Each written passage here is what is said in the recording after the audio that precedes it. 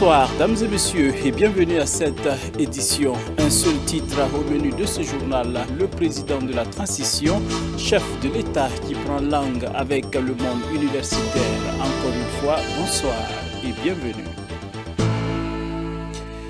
Face aux étudiants de plusieurs universités du Burkina Faso, le président de la transition, chef de l'État, appelle à la solidarité. Il demande aux étudiants de se départir de la violence. Il informe aussi que tout est en train d'être mis en place pour rouvrir les universités du pays fermées du fait de l'insécurité. Le reportage signé Abibalaï Bouraima.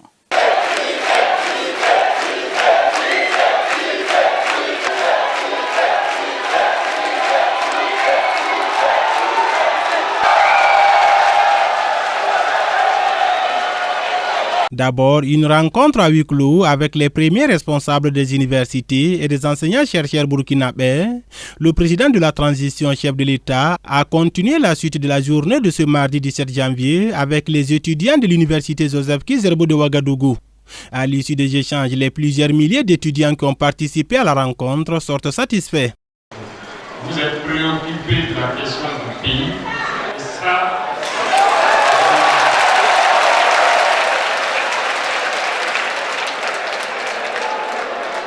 Ce que nous avons vécu ce soir-là, je ne dirais pas un échange, je dirais une conscientisation. Ce que le président nous a montré, il nous a montré son courage, sa détermination et son objectif visé dans la lutte pour la libération du pays. Sincèrement, on a été tellement surpris de ses réponses et il sait rester focus comme il aime le dire dans les discours. C'est vraiment un homme déterminé. Et c'est un homme de confiance, nous pouvons placer toute notre confiance en lui et nous en sommes sûrs qu'il parviendra à nous libérer de ce fléau-là. Pour moi, c'est une très grande joie et je pense que c'est pareil aussi pour les autres camarades. Et on souhaite qu'il y ait une autre occasion de le revoir car il nous a tous émus. Voilà, et on les félicite vraiment car on peut dire que c'est l'envoyé du président du Burkina que le Seigneur peut-être nous a donné comme ça, et on l'espère. C'est le petit frère de Thomas Sankara. On l'encourage vraiment, et longue vie à lui, qu'il demeure béni. L'arrivée du président du Faso au sein de l'université Joseph Kizerbo, on était très contents. Personnellement, j'étais très content. Et le voir aussi devant moi aujourd'hui prouve que vraiment, c'est quelqu'un qui veut toucher toutes les couches pour prendre vraiment les informations nécessaires pour quand même bien orienter la mission qu'il a prise. C'était un immense plaisir d'accueillir Monsieur le Président du Faso vraiment au sein de l'université Joseph Kizerbo. On a découvert ensemble aujourd'hui que vraiment à Dori, les enfants ne partaient pas à l'école. Les étudiants étaient à la maison et c'est vraiment désolant. C'est pas intéressant. En fait, c'est pas une bonne image du Burkina vraiment. C'est l'avenir du pays qui est en jeu. Donc, ça ne peut pas nous raviller. Je remercie son Excellence, Monsieur le Président, d'avoir vraiment échangé avec les étudiants aujourd'hui à l'UO. Nous sortons de cette salle vraiment nourris de beaucoup de choses et nous demandons aux autorités compétentes vraiment d'être unis, comme ce qu'il a dit dans ses discours, d'être solidaires et partager vraiment les idées pour qu'on puisse aller de l'avant et être patriote toujours dans l'avancée des choses. Après avoir dépeint la situation sécuritaire actuelle du pays, le chef de l'État a demandé aux étudiants de se départir de toute forme de violence et de division. Notre souveraineté, on va la prendre. Donc nous avons engagé tout le processus nécessaire pour cela. Et ça se fait à nous tous. Et je ne souhaite pas qu'il y ait de la violence comme je le dis. La jeunesse qui est là actuellement doit se départir de la violence. Je vous veux tous en bonne santé, qu'on puisse construire. Et ceux qui ne comprendront pas cela, trouver les voies et moyens pour les empêcher de vous perturber. Soyez focus sur notre objectif et avançons vers notre développement, vers la souveraineté de notre patrie. C'est ça.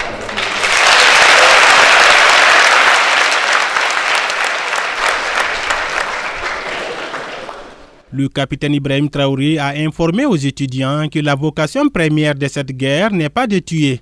Si ceux qui nous attaquent comprennent, déposent les armes et nous rejoignent, le gouvernement sait ce qu'il peut faire. Dans le cas contraire, on est obligé de combattre le feu par le feu.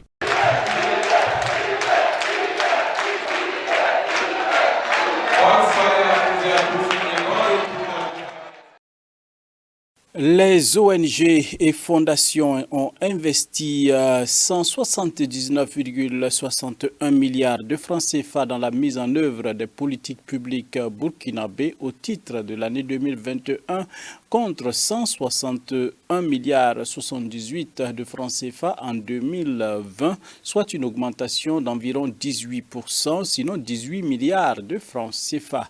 Une contribution financière jugée appréciable a laissé entendre le coordonnateur national du SPONG, Sylvestre Kiamtouré, aux sorties de la rencontre avec les médias. Les détails de leur bilan annuel avec Odette Zouanguena et Gédéon Tapsoba. Malgré l'insécurité persistante avec des difficultés d'accès à certaines zones d'intervention pour la mise en œuvre de ces activités et l'instabilité politique et institutionnelle engendrant la délocalisation, le redimensionnement, le report ou l'annulation de certaines activités, le premier collectif des ONG et associations de développement, à savoir le secrétariat permanent des organisations non gouvernementales SPONG, a contribué au titre de l'année 2021 à hauteur de 179,61 milliards de francs CFA au profit des différents secteurs socio-économiques de développement dans la majeure partie du territoire burkinabé. 179 milliards environ qui ont été mobilisés, contre 161 pour la période de 2020, soit une augmentation de 18 milliards qui ont permis donc aux ONG d'investir directement des ressources pour améliorer donc les conditions de vie des populations sur le terrain. Et ce travail est rendu possible grâce à des hommes et des femmes qui chaque jour au quotidien œuvrent au niveau des ONG, et nous pouvons dire que de par cette mobilisation de ressources, la prestation de services faite à l'endroit des populations, les ONG emploient au niveau des nationaux 10 180 personnes travaillent au sein des ONG à titre de personnel permanent, et vous avez environ 2775 qui sont des temporaires. On en déduit une hausse générale des investissements en dépit des difficultés, dont celles relatives à la suspension des financements de certains partenaires techniques et financiers. Nous n'avons pas connu des suspensions ou des arrêts de financement de façon très hostile ou très dure. En tout cas, le Burkina Faso a eu quand même une main tendue, une oreille attentive, et les PTF continuent de vouloir accompagner le travail que nous faisons.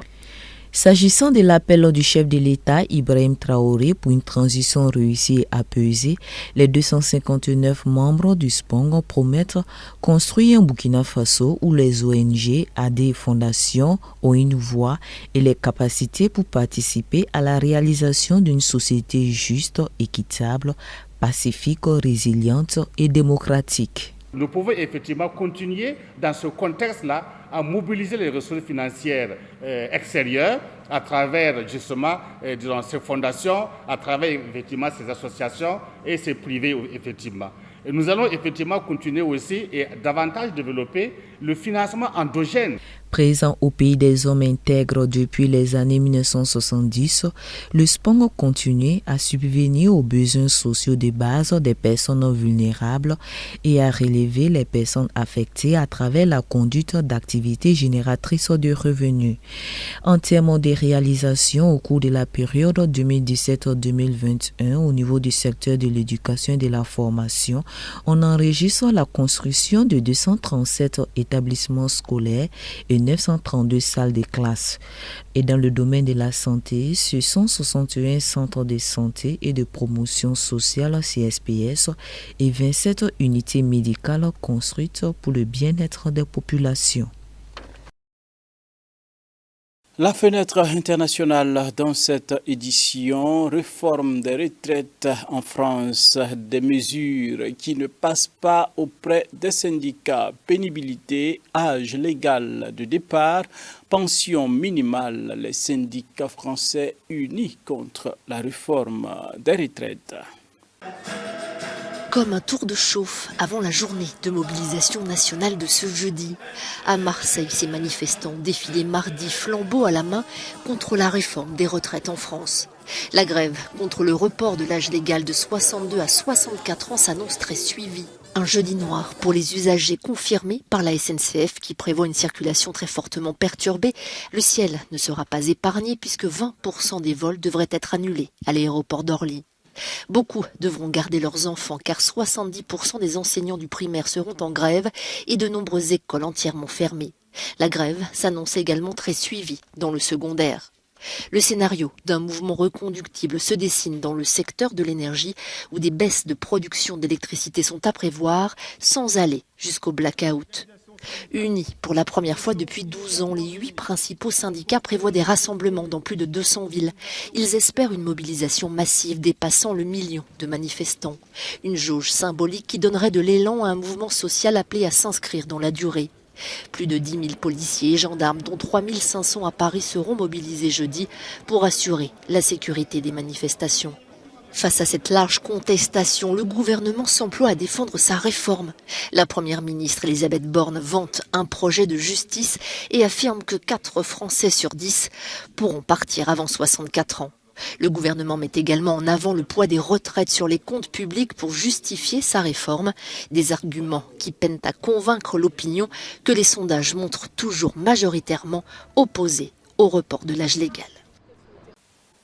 Aux Nations Unies, plus de 90 pays demandent à Israël de lever les sanctions contre l'autorité palestinienne. Eh bien, plus de 90 pays ont demandé à Israël de revenir sur les mesures prises à l'encontre de l'autorité palestinienne en représailles à la demande de l'autorité aux Nations Unies de lancer une enquête sur Israël. Les pays ont exprimé leur profonde inquiétude au sujet des mesures de rétorsion et ont appelé à leur annulation immédiate. 90 pays de l'ONU ont exprimé leur profonde inquiétude concernant les sanctions d'Israël contre l'autorité palestinienne. Des sanctions prises après le vote d'une résolution à l'Assemblée générale des Nations Unies le 30 décembre dernier. Elle demandait à la Cour internationale de justice de La Haye de se pencher sur la légalité de l'occupation israélienne dans les territoires palestiniens. Cette nouvelle déclaration a été formulée ce lundi par le représentant palestinien à l'ONU. Nous exprimons notre profonde préoccupation face à la décision du gouvernement israélien d'imposer des mesures punitives contre le peuple palestinien, ses dirigeants et la société civile.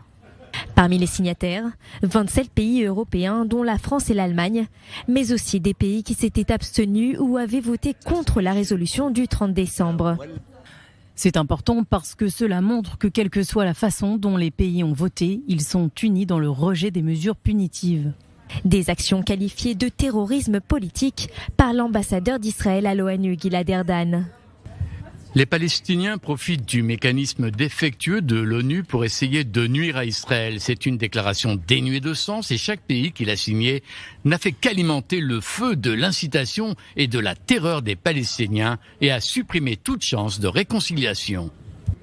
La France et la Belgique ont également publié des déclarations réaffirmant leur attachement au droit international et au multilatéralisme. Le Conseil de sécurité tiendra une nouvelle audition sur le conflit israélo-palestinien mercredi matin. Dernier élément de ce journal, en Ukraine, où la guerre fait toujours rage. Un crash d'hélicoptère près de Kiev.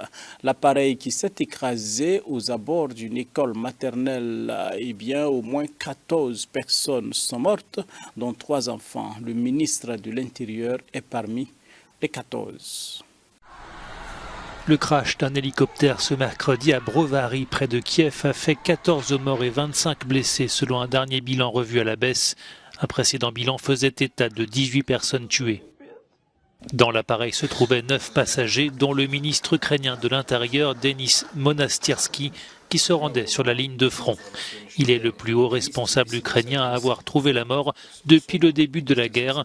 Son premier adjoint ainsi qu'un autre responsable du ministère ont également péri dans la catastrophe. Notre peine est indicible, a déclaré le président Volodymyr Zelensky, d'autant que l'appareil s'est écrasé à proximité d'une école maternelle. Au moins un enfant a été tué et 11 autres blessés. On ignore à ce stade les causes de cette tragédie. Les services de sécurité ukrainiens ont indiqué envisager toutes les pistes, y compris une action délibérée de destruction. L'Allemagne a proposé son aide aux enquêteurs. C'est tout pour ce soir, dames et messieurs. Merci de nous avoir suivis. Nous prenons rendez-vous demain pour d'autres informations sur la télévision de la famille. Grâce sur grâce dans vos familles et dans toutes vos activités, bien entendu. Daniel Ouedraogo a réalisé ce journal. On se retrouve demain dimanche. Bonsoir chez vous.